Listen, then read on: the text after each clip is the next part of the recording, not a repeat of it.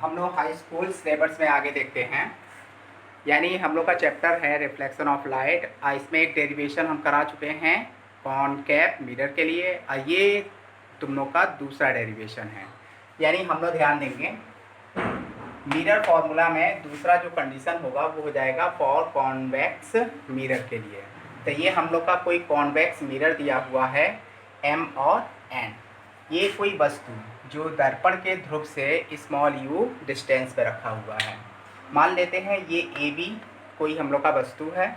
तो वस्तु से जब प्रकाश की किरणें जाती हैं और दर्पण पर पड़ती हैं तो दर्पण पर पड़ने के बाद वह उसी माध्यम में वापस लौट जाती हैं।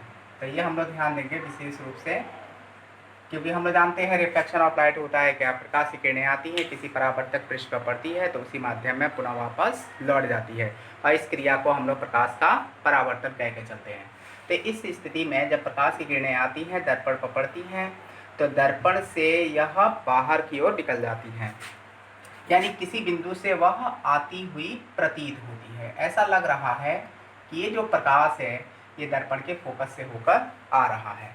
तो इसे हम लोग डॉट डॉट डॉट यानी आभासी रूप से बना लेते हैं, मिला देते हैं F से।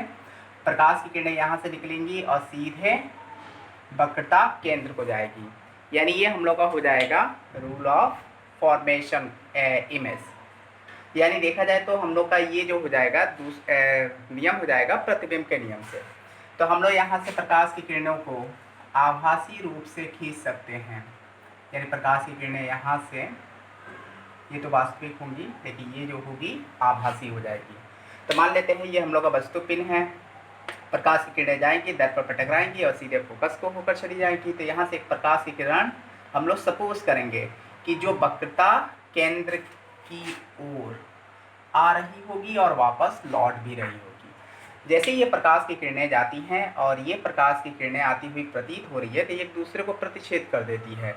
तो यह A' और B' पर परस्पर प्रतिच्छेद करती है और प्रतिबिंब की रचना करती है। तो मान लेते हैं ये पॉइंट हो जाएगा प्रतिबिंब का B' A', यानी A' B' हो जाएगा। तो हम लोग यहाँ पर क्या देख रहे हैं, इसमें भी ठीक उसी प्रकार दो ट्रिकों का यूज करेंगे। वस्तु से वक्रता केंद्र, प्रतिबिंब से वक्रता केंद्र, और फिर जाकर दूसरा स्टेप मान लेंगे कि AB के समानांतर एक Q और S कोई रेखा है। तो QS जो है इसके समानांतर रेखा है और इन दोनों का वैल्यू जो है परस्पर इक्वल है। तो इस स्थिति में हम लोग ध्यान देंगे तो यहाँ से QS से फोकस की डिस्टेंस हम लोग काउंट करेंगे और फिर A' B' से फोकस की बात करेंगे। एक बार हम लोग AB से वक्रता केंद्र और एक बार हम लोग QS से फोकस, हम लोग ये ध्यान रखेंगे। तो इसमें हम लोग फर्स्ट नियम लगाते हैं, यानी पहला कंडीशन के लिए चलते हैं। ये अगर 90 डिग्री है तो ये भी 90 डिग्री हो जाएगा। ये जाएंगे हम लोग वक्रता केंद्र के लिए और ये भी जाएंगे हम लोग वक्रता केंद्र के लिए, तो ये भी 90 हो जाएगा। और ये दोनों कोण ACB और A' और B' ये जो होंगे उभयनिष्ठ कोण हो जाएगा और ये जो डिग्री होगा वह इस डिग्री के इक्वल हो जाएगा। तो हम लोग यहाँ पर देख सकते हैं कि ये दोनों जो त्रिभुज दिखाई दे रहा है परस्पर, यानी ACB और इससे बना हुआ जो त्रिभुज है A' और B' ये परस्पर समरूप होगा। तो थेस नियम से AB बटा A' B' को हम लोग लिख सकते हैं, ये दोनों का लंब हो जाएगा और ये दोनों का आधार हो जाएगा। तो AB बटा A' B' इक्वल टू हो जाएगा BC बटा ये हो जाएगा B' C के, तो B' हो जाएगा। ठीक इसी प्रकार हम लोग यहाँ से बात करते हैं, यानी फोकस के लिए ये 90 है तो ये भी 90 हो जाएगा और ये आ रहा है इस पर तो ये कोण और ये आ रहा है इस पर तो ये कोण, दोनों विशिष्ट हो जाएगा। तो ये कोण जो होगा वह इस कोण के इक्वल हो जाएगा। तो हम लोग यहाँ पर कह सकते हैं QF और S जो हो जाएगा वह समरूप हो जाएगा किसके, A' F और B' के हो जाएगा। तो थेस पर मैं पुनः दोबारा लगा देते हैं, ये हो जाएगा QX और A' B' का जो अनुपात होगा वो हो जाएगा SF और B' F के हो जाएगा। तो इस प्रकार हम लोग दो अलग अलग कंडीशन बना लिए, इक्वेशन फर्स्ट और ये इक्वेशन सेकंड।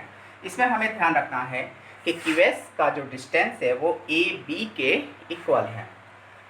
और यहाँ पे एक और कंडीशन मान लेते हैं, यदि ये जो दर्पण है, क्योंकि प्रकाश की किरणें जब आएंगी और यहाँ से परावर्तित होंगी तो दर्पण का द्वारक जो है बहुत ही छोटा है। तो दर्पण का द्वारक अगर बहुत छोटा होता है तो इस स्थिति में हम लोग मान के चलते हैं कि पी एफ का जो डिस्टेंस है वो एस एफ के डिस्टेंस के इक्वल हो जाता है।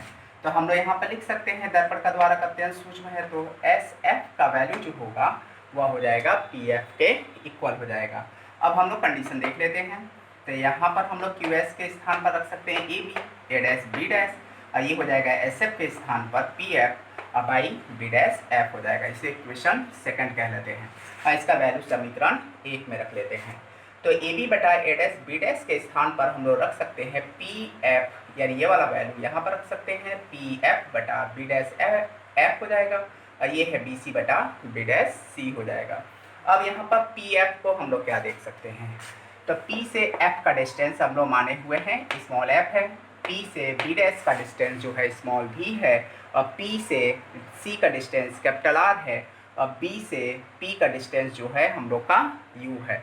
तो इस स्थिति में हम लोग ध्यान देंगे, V प्रतिबिंब का डिस्टेंस हो जाएगा, F फोकस का डिस्टेंस हो जाएगा, R वक्रता त्रिज्या हो जाएगा, और ये वस्तु का डिस्टेंस हो जाएगा।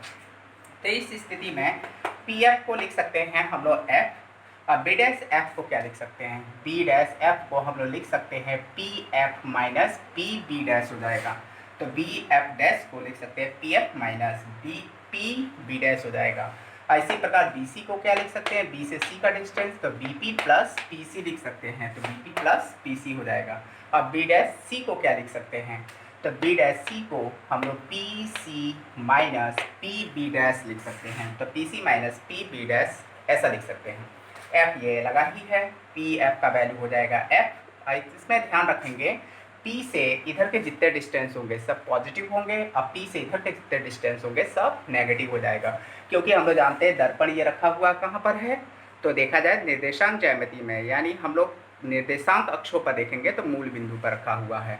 तो इस स्थिति में हम लोग पी एफ को F कह देंगे, अब पी बी डैश को हम लोग भी रख लेंगे, ये प्लस में रहेगा।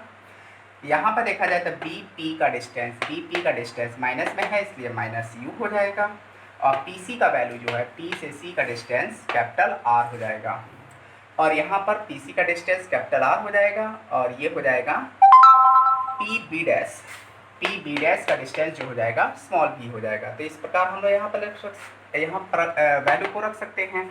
और हम लोग ये जानते हैं कि जो वक्रता त्रिज्या होता है वो फोकस दूरी का 2 गुना होता है, तो R इक्वल टू हो जाएगा 2F हो जाएगा।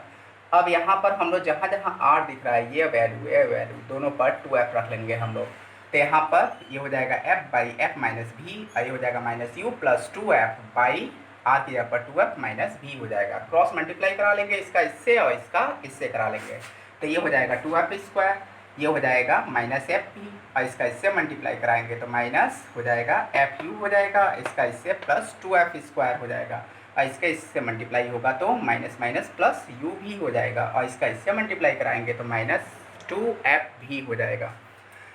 अब इसमें हम लोग देख रहे हैं 2F स्क्वायर से 2F स्क्वायर कैंसिल हो जाएगा, आइए बचा माइनस एफ भी, आइए बचा माइनस एफ यू, आइए हो जाएगा यू भी, आइए हो जाएगा माइनस 2F भी हो जाएगा। ये माइनस इधर आया प्लस होगा, ये माइनस हो जाएगा, ये माइनस इधर आया तो प्लस हो जाएगा, इधर बचेगा u भी बच जाएगा। तो ये कंडीशन मिल गया, 2FB में से FB घटाया तो FB plus FU equal to हो जाएगा u भी हो जाएगा। अब दोनों पक्षों में हम लोग u भी f से यहाँ पर डिवाइड कर लेंगे, तो u भी यहाँ पर FB से FB कैंसिल हो जाएगा तो 1/u बच जाएगा, यहाँ पे FU से FU कैंसिल हो जाएगा तो 1/v बच जाएगा, और यहाँ पर u भी से u भी कैंसिल होगा तो 1/f हो जाएगा। तो ये जो फॉर्मूला हम लोग का आएगा ये हम लोग का कहलाएगा क्या, मिरर फॉर्मूला। ये हो जाएगा ये हो जाएगा कॉन्वेक्स मिरर हो जाएगा। तो कॉन्वेक्स मिरर के लिए ये हम लोग का मिरर फॉर्मूला हो जाएगा।